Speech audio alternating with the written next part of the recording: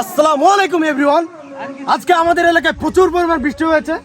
তো এই বৃষ্টির মাঝে সবাই বললো যে আসেন গোসল করি। তো গোসল করার পর সবার মাথায় থেকে একটা প্ল্যান আসছে যে কিছু একটা খেলা করতে হবে, যেটা করে সবাই এনজয় করতে পারবো। তো আমি চিন্তা করে দেখলাম যে এই যে পথটা আছে অনেক স্লিপ, তো এই পথ দিয়ে যে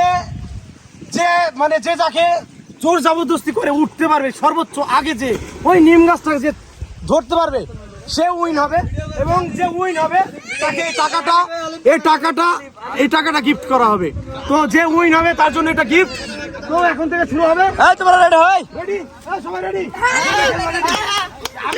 ওখানে লাইন নাও, ওখানে লাইন নাও, আর একটু নিচে লাইন নাও, নিচে কাছে আসো একটু। আচ্ছা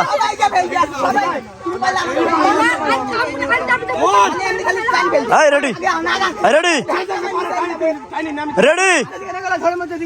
রেডি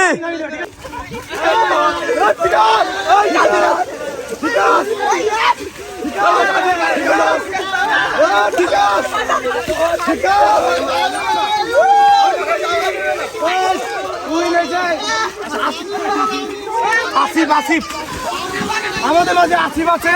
আসিফ আজকে উইন হয়েছে। আসিফ এদিকে আসো, আসিফ এদিকে আসো, এদিকে আসো। ও যে জিতেছে, জিতার এইটা কেমন লাগে? জিতে আর মন মানসিকতা কেমন?